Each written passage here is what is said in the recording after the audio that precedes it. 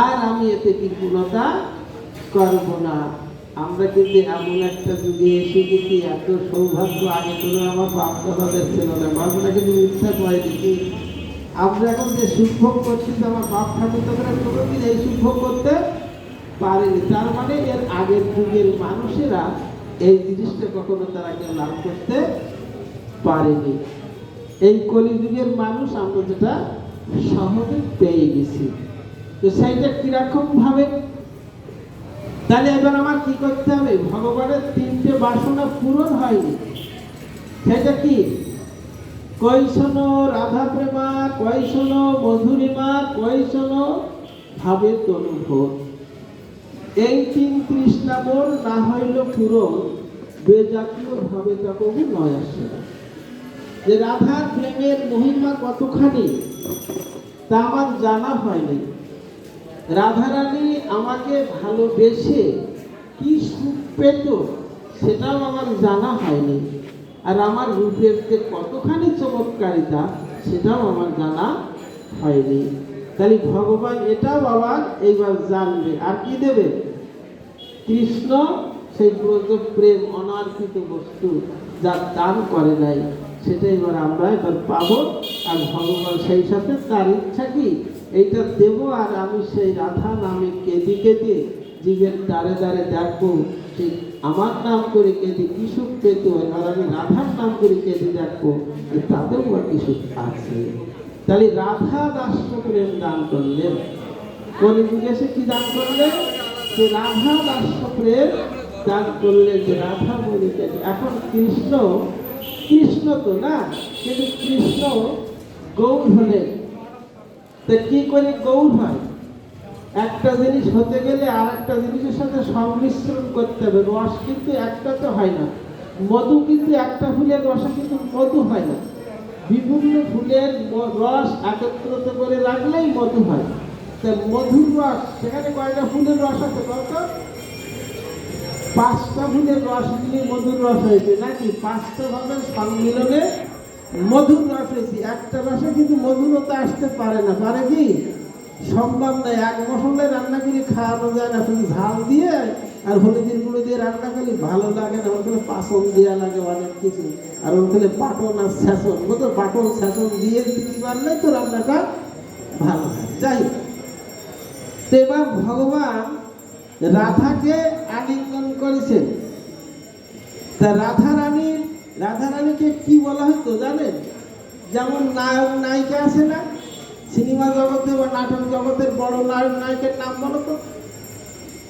কারো কলকাতার বড় নায়ক কে ছিল কত? হ্যাঁ, আর নায়িকা কেরা ছিল? আর বলো দিন, বড়দের নায়ক কে ছিল, নায়িকা কে ছিল? হ্যাঁ,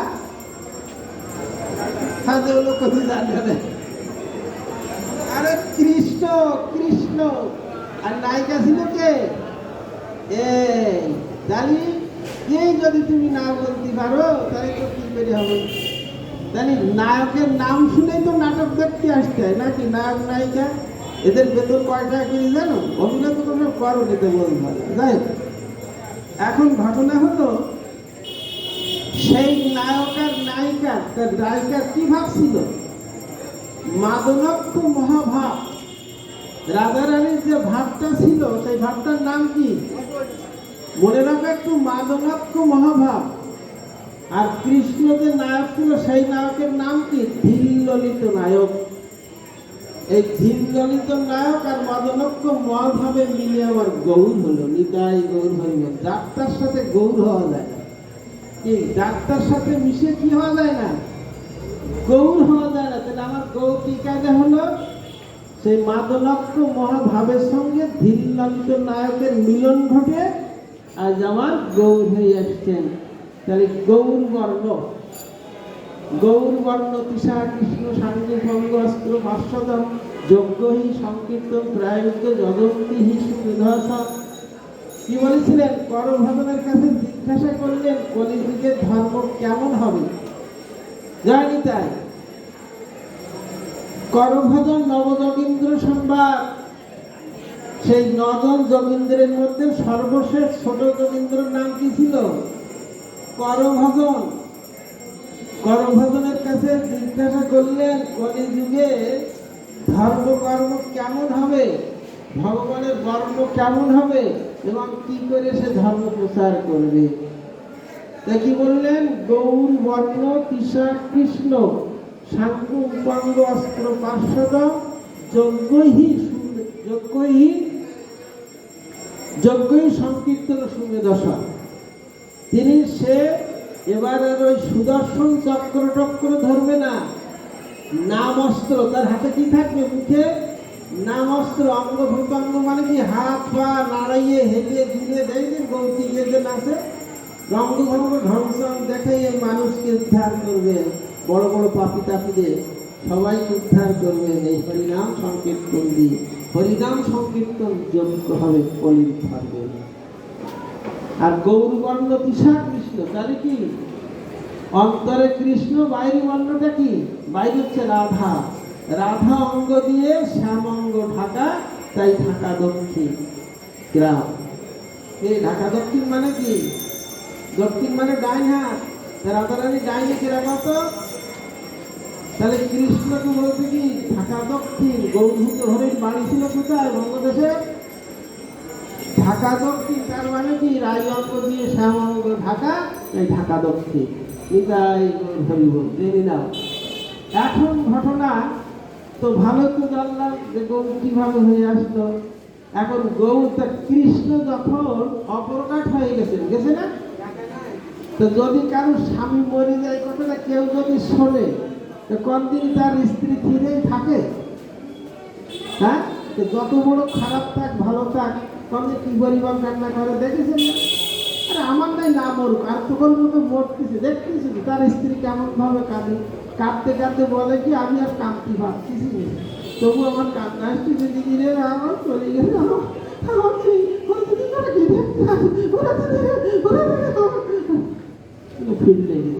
বাস্তব সত্যি কথা।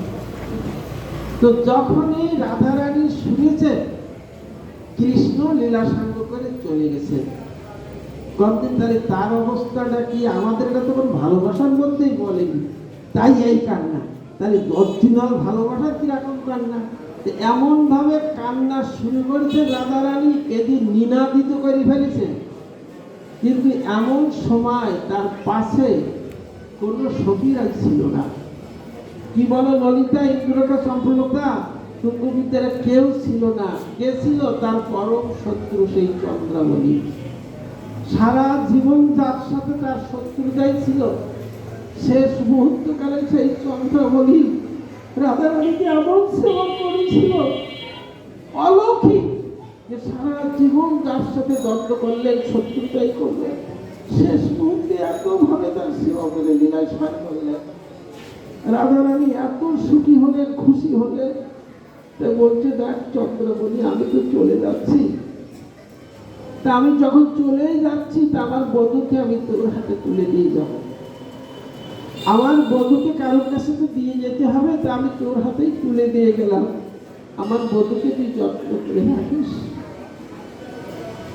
হঠাৎ তার মনে পড়ে গেল চন্দ্রাবলী, আমি তো বলেছিলাম, তোর কাছে কথাও দিয়েছি যে আমার বধূকে আমি তোর হাতে তুলে দেব, কিন্তু আমি পারলাম না চন্দ্রাবলী। আমার বধূ তো আর এই জগতে নেই, আমার বধূ তো অপ্রকাশ হয়ে চলে গেছেন, আমার মনে ছিল না। তবে চন্দ্রাবলী তুই শুনে রাখ, আমার বধূ আর বধূর নাম একই বস্তু। আমি কৃষ্ণ নাম তোর হাতেই তুলে দিয়ে গেলাম। সেই কৃষ্ণ নাম, যে কৃষ্ণ কৃষ্ণ বলে রাধারানী কাঁদত, ধুলাই গুঁড়ে করে দিত, যমুনার জলে ভাসিয়ে দিত। তার চোখের জল দিয়ে বললেন, আমার বধূকে তোকে না দিতে পারলেও আমার বধূর নামটা আমি তোর হাতেই তুলে দিয়ে গেলাম, বলেই যমুনায় ছাপ দিলেন। সঙ্গে সঙ্গে রাধারানী যমুনার জলে ঝাঁপ দিলেন। যমুনার অপর নাম কালিন্দী। কথা কাছে কথা কাছে। এখন সেই কালিন্দী যমুনা রাধারানীকে কোলে করে নিয়ে তার পিতা সূর্যদেবের কাছে দিলেন। সূর্যদেব নিয়ে তার প্রিয় ভক্ত সন্ত্রাজিৎ দাদাকে দিয়েছিলেন। রাধারানী পরবর্তী লীলায় এসে হলেন সত্যভামা। রাধারানী পরবর্তী লীলায় এসে কি হলেন? সত্যভামা। যাই হোক, এখন চন্দ্রবনে চিন্তা করতে লাগলেন, আমার হাতে তো শ্রীমতী রায়ধনী কৃষ্ণ নামটা তুলে দিয়ে গেল, কিন্তু এখন এই কৃষ্ণ নাম আমি কিভাবে কি করব? এখন বলরামকে ডেকেছে। বলরামকে ডেকে বলছে, দেখো বলরাম, কৃষ্ণ রাধারানীকে আলিঙ্গন করে গৌর হয়েছে, আর তুমি আমার হরিনামকে আলিঙ্গন করে নিতাই হয়ে যাও, নিতাই গৌর হরিনাম। তাহলে এবার কি হলেন? চন্দ্রাবলীকে ডেকে এনে বলরামকে এই হরিনামের সঙ্গে আলিঙ্গন করতে বললেন। সেই বলরাম হরিনামকে আলিঙ্গন করে হয়ে এলেন নিতাই। তাই নিতাই করুণা হবে, ব্রজে রাধা কৃষ্ণ পাবে, ধরণীতার চরণ দুখানি, ধরণীতার চরণ দুখানি। নিতাই হচ্ছে আমাদের করুণার ঠাকুর। নিতাইকে যখন হরিনাম দান করে দিলেন, নিতাই বললেন, মাগের দক্ষিণা কি দেব? বলছে, তুই দাঁড়ে দাঁড়ে জীবের কাছে মিলাই দিলেই তো আমার দক্ষিণা হবে। যা নিতাই গৌর হইব। তাই আজকে নিতাই কি আনন্দে যে নিতাই মালি, মাথায় নিয়ে নামের গালি। কি আজকে দাঁড়ে দাঁড়ে এসছে, দাঁড়ে দাঁড়ে ঘরে ঘরে কি বলতেছে? হ্যাঁ, তোমরা আমার হরিনাম কিনে নাও। এই হরিনামটা তোমরা বিনামূল্যে, যারে যাকে তারে করে, দন্তে তৃণ ধরি, আমারে কিনিয়া লহ, ভজ গৌর হরি। তাহলে আমাকে কিনতে গেলে কিভাবে কিনতে হবে? গৌর হরিকে বললে আমি তার কাছে বিক্রি হয়ে যাবো। নিতাই গৌর হরি। তো সারা জীবন তুমি যা পাপ করেছিলে, গীতার 7 নম্বর সপ্তম অধ্যায়ের 28 নম্বর শ্লোকে বলা আছে, ইয়সং তু অন্তগত পাপম জননম পুণ্য কর্মণম তে দ্বন্দ্বমোহ নির্মুক্ত ভগবতীম প্রীতিপূর্বকম। যাদের দেহের পাপ খালন হয়েছে এবং দ্বন্দ্ব মোহ থেকে যিনি মুক্ত হতে পেরেছেন, একমাত্র তারাই আমার কৃষ্ণ গুণগান গাইতে পারে এবং তারাই আমার ভজন করতে পারে, কিন্তু পাপী তাপীরা পারে না। দেখবেন কি সুন্দর ভাবে শ্লোকটা ওই সাধু জানে, সাধু তো পাঠক, এই জন্য আমার যেন পাঠ করার মতো না, সাধু সব জানে। কি করে অজান্তা বর্ণ, সাধু তো সব জানে, শাস্ত্র দেখে তো সাধুর ঘরে বেলা কিছু। যাই এখন ঘটনা হলো কি, তো বলছে তুমি দাঁড়ে দাঁড়ে বিতরণ করো। তা আজকের নিতাই প্রত্যেক জীবের ঘরে ঘরে দাঁড়ে দাঁড়ে এসে বলছে, আয়কে নিবি না, মায়কে নিবি না। হ্যাঁ, তোরা নিবি, কি নিবি, কিনে নিবি, কি দিবি? তোদের সারা জীবন যা পাপ করেছিস, পাপটা আমার দে, আর আমি যে প্রেম ধন এনেছি এটা তোরাই। নিতাই গৌর হরি বল। চতুর্দিকে সাড়া পড়ে গেল। এবার কি বলে? একে বলে বৃংশির বাঞ্ছিত ধন। এদিকে গৌরহরি বললেন, দেবশিবান নারদ সমস্ত ব্রহ্মাণ্ডলোকে চলে যাও, এবার আমি গৌর লীলা করতে চলে যাচ্ছি নবদ্বীপে। দেখো এই লীলায় কারা কারা সহায় হতে চায়, কারা কারা আসতে চায়, চলে যাও, সবাইকে সংবাদ জানাও যে আমি এবার গৌর হয়ে চলে যাচ্ছি। নিতাই গৌর হরি বল। সবাই চলে আসলেন, কিন্তু যোগাই মাধাইকে বললেন, তোদের কার যাওয়ার কথা না, তোদের তো 3 জন্মই যেতে হবে, এই পর্যন্ত তোরা জানিস।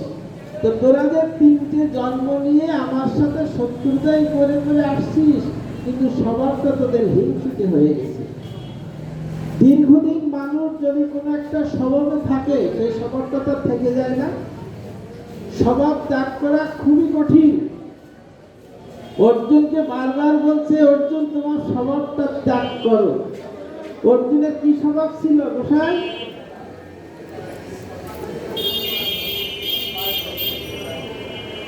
অর্জুনের স্বভাব ছিল দোষ দেখা। অর্জুনের স্বভাব ছিল দৌড়টাকে ভগবান তুমি তো আমার খুব সরল সহজ ভাবে বললে যুদ্ধ করতে, তো তোমার ঠাকুর তো তাহলে তুমি কি বানটা মারতে পারতে? লোকের গুলো বড় সহজ, নিজের গুলো পালন করা কঠিন। তো এটা হলো কি দৌড় দেখা না? তাই ভগবান বলেছিল কি যে আমি তোমার জীবনও সৃষ্টি করবো না, কারণ তুমি একটা বলে আর একটা শুনলাম বলে এরকম লোকের কেউ শিষ্য করে? এই শিষ্য দিয়ে কোনো কাজ হয় জগতে? এরকম কথা দিয়ে কাজ হয় না। যাই হোক, এখন গৌর হরির কথা শুনে এবার কে কে আসছে? ব্রহ্মা বললেন না তাহলে আমি আগেই যাবো। আগে যাবো কেন? বলে আমার একটু অপরাধ তো ছিল সেই সময়, সেটা তো খণ্ডন করতে পারেনি, যদি এইবারই হয়। ইন্দ্র বললেন আমিও যাবো, কারণ আমার একটা অপরাধ আছে। কে সে কিভাবে বাবারে ভগবানের উপরে দুর্ব্যবহার করলাম, ঝড় বৃষ্টি শিলা বর্ষণ কত কি আমি করলাম, কিন্তু আমার সেদিন অপরাধটা ক্ষমা পাইনি, আমি যাবো। যারা বড় বড় অপরাধী ছিল তারা সবাই চলে আসছিল। কেন? আর সেই সাথে ভগবান ডেকে এনেছিল যোগাই মাথায় কি? কেন? বলছে তোরা 3 জন্ম ধরে আমার সাথে শত্রুতাই করে তোদের একটা স্বভাবে পরিণত হয়ে গেছে, এই স্বভাবে তার ভক্ত হওয়া যায় না। তোরা আরেকবার অন্তত আমার লীলায় সয় হয়, আমি তোদের স্বভাবটা পাল্টে একটু ভক্তি স্বভাব তৈরি করে তোদেরকে নিয়ে আসি। জয়। তাদেরকে ভক্তিতে তৈরি করার জন্য, ভক্ত তৈরি করার জন্য, আসুরত্ব ঘুষিয়ে দৈবত্ব দেওয়ার জন্য তাদেরকে ডেকে এনেছিল। যোগাই মাদাই কি করেছিল? যোগাই বলতো মাধাই দেখতো কিসে কিসে পাপ হয় রে। বিশাল শাস্ত্রজ্ঞ পণ্ডিত ছিল যোগাই মাদাই। যোগাই করে ছিলেন যোগাই, আর মাধব করে ছেলে ছিল মাধাই। এরা ছিল ব্রাহ্মণ ছেলে জন্ম। আরে ব্রাহ্মণের ছেলে যাত্রার ঘরে জন্ম না, বর্ণের শ্রেষ্ঠ ব্রাহ্মণ, আর সে উচ্চ কুলে তার জন্ম ছিল। কুলমর্যাদা বলে একটা জিনিস আছে না? বলছে দাদারে এখানে লেখা রয়েছে ব্রাহ্মণ স্ত্রীকে ধর্ষণ করলে পাপ হয়, তাহলে কার থেকে এই কাজ করা হবে? শাস্ত্র দেখে থেকে এইরকম ধরনের জঘন্য জঘন্য পাপ তারা করত। আর এই পাপের হিসাব রাখতো কারা? পাপের হিসাব রাখে কারা? যমরাজের 2 জন মহুরী আছে, এই মহুরীরা হিসাব রাখে। তো এরকম তাদের প্রতিদিনের পাপের হিসাব করতে করতে, পাপের নথি লিখতে লিখতে 27টা গুদম ঘর ভরে গেছেন। কয়টা? 27টা গুদম মানে কি বলতেন? তো ছোট্ট একটা রুম মানে তার গুদম হয় না, হয় গুদমের একটা মাপ আছে না? এত এত বাই হলে একটা গুদমের ছোট্ট একটা কারণ এরকম তার গুদম না। 7টা গুদম ভরে সব পাপ, কি তাই না? 7টা গুদম ভরা সব পাপ। তাহলে আজকের মহাপ্রভু নবদ্বীপে এসে কারে কি বললেন? শুনো শুনো নিত্যানন্দ, শুনো হরিদাস, সর্বত্র আমার আজ্ঞা করো হে প্রকাশ, প্রতি ঘরে ঘরে করো এই ভিক্ষা, বল কৃষ্ণ ভব কৃষ্ণ করো কৃষ্ণ শিক্ষা। ইহাই বলিবা, ইহাই বলাইবা, ইহা বইয়া কিছু নাই বলিবা। যাও প্রত্যেকে তারা তারে বলবা, আর ফিরে এসে বলবা যে কেমন কি হলো না হলো, কয়জন হরিনাম গ্রহণ করলো বা না করলো। নিতাই আর হরিদাস তো প্রভুর আজ্ঞা পালন করতে গেছে। তো পথে গিয়ে নিতাই বলতে যে হরিদাস, এই নবদ্বীপের মধ্যে সবচেয়ে বড় পাপি কেরারে, চল দিয়ে সেইটির আগে ফেলাই, তো সেইটা যদি হরিনামে আনতে পারি তাহলে এগুলো খুব তাড়াতাড়ি এসে যাবো। তাই সবচেয়ে বড় পাপি নির্ণয় করতে একজনের কাছে জিজ্ঞাসা করতে, যে ভাই তোমরা বলো দিন এই নবদ্বীপের সবচেয়ে বড় পাপি কেরা, তাহলে আপনারা জানেন না? বলে না না। বলে ওই দেশে তুই কত যোগাইয়ার মাথায় ওই যে দেখো, ওই দেখো ওই ওই ওই ওই ওই ওই তুই পাবি। তাহলে তার চল ওই 2 দিন আগে দেখা যায়। তো নিতাই বলতে যে হরিদাস তোর কিন্তু 22 বাজারে ফিটাইছিল, 22,000 বেত্রাঘাত গোড়াইকারী নির্দেশে পুরন গ্রামের কাজীকে ফিটাইছিল, কিন্তু তাতেও তোর কিছু হয়নি। তো যদি তুই এক মদের বদলে থাকবো পড়ে, তোর মাথায় ভর্তি আগে যাবি, আমি তোর ভিতরে থাকি। দেখেন সাধুরা কত রস জানে। হরিদাস ঠাকুর বললেন তুমি যদি আমার একটু আলিঙ্গন করো না, ওরা আগে খাই আর যেখানে সব জায়গায় যেতে পারো না, আমার একটু আলিঙ্গন দাম করে দেবে। জোড়াই ধরে কি করেছেন? আলিঙ্গন করেছেন। আলিঙ্গন করা মানে কি? এমন একটা শক্তি দিয়ে দেবে যে জোড়াই মধ্যে আগে চলে এসে পড়ি যায়। তাই দুই ভাই হরিনাম করতে করতে যাচ্ছে, তা ওনারা কি ভাঙাচ্ছে, মুখ ভাঙাচ্ছে, হরি বল হরি বল হরি বল হরি বল, হেলায় অবহেলায় শ্রদ্ধায় অশ্রদ্ধায় তাচ্ছিল্য করেও যদি কেউ ব্যঙ্গ করেও যদি হরি বল বলে তারও পাপ মুক্ত হয়ে যাবে। নিতাই বল হরি বল। বাবা এমন একখান তিনি রক্ষে নেই, কোন রক্ষে নেই। এবার কিন্তু আমার গৌর ধরে নেমে এসেছেন পরম দাতা। হ্যাঁ, এত বড় দয়াল হয় নাই, হবে না রে আর, দেখি নাই দেখিব না রে আর, সেই বিদায় সবাই সহায় করেছে। প্রথম দিনে তাদেরকে কিছুই নাম ধাম দিতে পারলেন না, কাউকে হরিনাম লোয়াতে পারলেন না। তো ওরা দুই ভাই এসে মাদার বাগানে লুকাইছিল, মহাপ্রভুর কাছে লুকাই দিয়ে বললেন, সেই দুটো ভাই এই মাদার বাগানে লুকিয়ে বলছে। তাই মহাপ্রভু শিবনাদে কীর্তন করলেন। কেন? একবার কৃষ্ণ নামে যত পাপ ভরে, জীবের সাধ্য নাই সে তত পাপ করে। তাই মহাপ্রভু শিবনাদে কীর্তন করলেন, নবদ্বীপ কীর্তন ধ্বনিতে থপ্পর থপ্পর থপ্পর থপ্পর করে কাঁপে দিয়ে। কেন? আমার কৃষ্ণ নাম যত কোনো পাপী হোক তার কানে গেলেই তাকে সাধু হতেই হবে। নিতাই গৌর। দুই ভাই সারা রাত বসে সেই কীর্তন ধ্বনি শুনেছেন। পরবর্তী দিনে নিতাই হরিদাস যেয়ে এক বুড়োর বাড়ি গেছে। যেই কোথাও বুড়ো দাদু ভালো আছেন, দণ্ডবাদ, জয় নিতাই, জয় গৌরহরি, জয় রাধে বলেন। তা তো আমরা চিনিনি, ওদের তো কোনোদিন দেখিনি আমরা। কি দেখেছি রাধা রাধি দেখেছি কোনোদিন? ওই নিতাইজি কোনোদিন দেখেছি? যেমন ওদের আমরা চিনি, বলো ওদের চিনতে বলেনি, ওদের নাম করো বলে, বললে কি হবে? বলে ভববেদী ভালো হবে। কি বললে? ভববেদী ভালো হবে। কই বলো তো আমাদের সাথে সাথে। কেউ হরে কৃষ্ণ বলতে গিয়ে কি কৃষ্ণ করছে তার ঠিক নেই। কেন আগের দিনে মানুষকে তো লেখাপড়া যাচ্ছে খুব কম, ঠিক করে উচ্চারণ করতে পারতেছে না। তারপরে দুইজন বসে বসে বুড়ো বুড়ি বলি বলি বলি বলি হরিনামটা মুখস্থ করে দিয়ে বাড়ি এসে এসে বললেন না, তো এখন ওই ফেরার পথে হরিদাস চলে গেছে, নিত্যানন্দ পরে যাচ্ছে। এই মাদার তোলার কাছে যেই আইসে আপনি মাথায় বেরিয়ে মদের কলস চালি বেরিতে নিতাই মাথায়, আরে ঠাস করে কপাল কেটে রক্ত দগ্ধ পড়িয়েছে। কলসির কাদাটা তুলে আরেকবার মারতে গেলেন। যোগাই দিয়ে বাধা সৃষ্টি করে বললেন, আর মানুষ রে মাদাই সোনারঙ্গে, আর মানুষকে দ্বিতীয়বার মারতে দেয়নি। যখনই শুনলেন যে মহাপ্রভু যে নিত্যানন্দের কপালে কলসির কাদা মেরেছেন, মহাপ্রভু সহ্য করতে না পেরে শুধু সুদর্শন সুদর্শন ওই সেই সুদর্শন, এই একটা বিশাল তেজমূর্তি ধারণ করে আসলো। সুদর্শন ভাই ভাই করে চলে আসতেছে, যোগাই মাদাইকে শিরোচ্ছেদ করবে। নিত্যানন্দ প্রভু ঠিক মাথার মতো করে দুই ভাইকে পিছনে দিয়ে বললেন, প্রভু আপনার প্রতিজ্ঞা তো ভঙ্গ হয়ে গেল। আপনি বলেছিলেন গৌরবর্ণ কৃষা কৃষ্ণ সাংবস্ত্র পার্শ্বদাম যজ্ঞই সংকীর্তন গায়ত্রী জলন্তি সুনিবাস। আপনি বলেছিলেন এবার অস্ত্র নাই দিব, হরিনাম বীজ করাবো, আপনি কেন অস্ত্র নিলেন? প্রভু বললেন, নিতাই তুমি সাধু, আমার প্রতিজ্ঞা ভঙ্গ হয়ে গেল। আমি যদিও প্রতিজ্ঞা করেছিলাম, কিন্তু আমি প্রতিজ্ঞা রাখতে পারলাম না। কেন? আমার ভক্তের জন্য আমার প্রতিজ্ঞা রাখাটা হয় না। সেই দুই ভাই যখন গৌরহরির চরণে যে পড়লেন, মহাপ্রভু বললেন, দেখো অপরাধ তো তোমরা আমার কাছে করো নাই, করেছ। প্রভু বলেন, উপদেশ করিতেছে পারি, বৈষ্ণবের অপরাধ আমু খণ্ডাইতে নারী।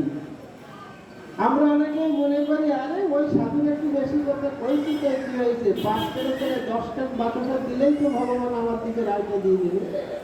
এরকম মনে হয় না? হরিনামে একটু 4-5 থেকে একটু বাতাসা ছিলাই যাও, ভগবান আমার সব মাফ করে দেবে। দেখেন ভগবান কি বলতেছে, বলতেছে কি, হ্যাঁ হরিনাম কি বলছে? বৈষ্ণবের অপরাধ আমূল খণ্ডাইতে নারী, এটা আমার পক্ষে সম্ভব না। তো তুমি ওই নিতাই পায়ে যে জড়িয়ে ধরো, নিতাই যদি তোমাদের ক্ষমা করে তাহলে তোমাদের ক্ষমা হবে। যে যখন নিতাই চরণে পড়লেন, নিতাই বলছে প্রভু তোমরা এবার প্রভুর চরণে দিয়ে পড়ো। দুই ভাই দুই চরণে পড়ে কান্না করতে লাগলেন। মহাপ্রভু বললেন যে তোমরা তাহলে আজ থেকে প্রতিজ্ঞা করো যে এই পাপ কাজ আমরা কোনোদিন করব না, বলতে কোনোদিন করব না, আবার বলো কোনোদিন করব না, আবার বলো কোনোদিন করব না। মহাপ্রভু দুখানা চরণ দুই ভাইয়ের মাথায় তুলে দিয়ে বললেন আজ হচ্ছে তোমরা দুই ভাগবত হয়ে গেলে। দেখতে দেখতে 27টা ঘরের পাপ মুক্ত হয়ে গেল। তাই দেখে যমরাজা তার রাজসিংহাসন থেকে পড়ে অজ্ঞানী ঘুরতে লাগলো, লেগে গেল। এখন কি হলো? যমের ছেলেরা চিন্তা করতে লাগলেন আমাদের মহারাজের কি হলো? তাহলে মহারাজারা কাদের কাছে চিকিৎসায়? প্রধানমন্ত্রী তোমার আমার কাছে চিকিৎসা দিয়ে আসবে না, অত সোজা না। ওখানে ডাক্তার আলাদা আছে কি? হ্যাঁ, আগেকার দিনে ছিল ডক্টর বিধানটা, এখন কোন ডাক্তার দেখাতে জানি নাকি? যমরাজাদের দেবতাদের চিকিৎসা ছিল শিক্ষা। দেবতাদের যে চিকিৎসা করতো তাদের ডাক্তারের নাম কি ছিল? শিব ঠাকুর। যমের ছেলেরা দৌড়ে গেছে শিগগিরই আসেন। বলে কি হয়েছে? আমাদের মহারাজ এখন অজ্ঞান হয়ে গেছে, ভুলুমটিতে পড়ে আছে। তুমি এসে হাতটা ধরে দেখে বলি এর তো কিছুই হয়নি। হয়েছে কি? বলছে যে সেই জগাই মাথায় দুজন পাখি ছিল, 27টা যুগমঘর যাদের পাপ লিখতে লিখতে ভরে গেছেন। মহাপ্রভু শুধু হরিনাম দিয়ে দেখতে দেখতে 27টা যুগমঘরের পাপ তাদের মুক্ত করে দিয়েছেন। হরিনামের মাহাত্ম্যের কথা চিন্তা করে উনি অজ্ঞান হয়েছে। তাহলে হরিনামের কি মাহাত্ম্য শুনেছেন? জীবনের যার যত পাপ আছে একবার কৃষ্ণ নামে যত পাপ করে দিনের সত্য নাই সে তত পাপ করে। আমরা কি করতে পারো? তাই বসে কি একবার হরিনাম করতে পারি না? মহাপ্রভু প্রত্যেকের দ্বারে দ্বারে বলেছেন, আর কি বলি শিখাই গেছেন, 10 মিলে নিজে দ্বারেতে বসিয়া কীর্তন করো সবে হাতে তালি দিয়া। 10 মিলে সবে নিজে দ্বারেতে বসিয়া কীর্তন করো সবে হাতে তালি দিয়া। হরি হরায় নম কৃষ্ণ যাদবায় নম, যাদবায় মাধবায় কেশবায় নম, গোপাল গোবিন্দ রাম শ্রী মধুসূদন, গিরিধারী গোপীনাথ মদন মোহন। প্রত্যেকের দ্বারে দ্বারে কীর্তন করতে বলেছে। তা আমরা বাড়ির 5 জন থাকতে পারি, 10 জন থাকতে পারি, 2 জন থাকতে পারি, মানে যে কয়জন সদস্য বাড়ির মধ্যে আছে, সকালে সন্ধ্যায় এক জায়গায় বসে ওই একটা হারমোনির দাম 10,000 টাকাও হারমোনি লাগবে না। কি বলেছে? কত টাকা দেবে হারমোনি তোমাদের কেনা লাগবে? বলে খোলের দাম 4,000 টাকা, তাও লাগবে না। বলে চাকির দাম ও 2700 টাকার নিচে পাওয়া যায় না। বলে শুধু করতালি দাও, কোনো টাকা ব্যয় লাগায়নি। লাগাইছে? সবাইকে করতালিতে নাম করতে বলেছেন। তাহলে সে একটা চিকিৎসক ভালো বোঝে না যে তুমি এত কিছু দামের জিনিস কিনে কি করি খাবা? অত কি পারা সম্ভব? তাহলে করতালি দিয়ে নাম করো। করতালি দিয়ে নাম করলে কি হবে জানেন? প্রত্যেক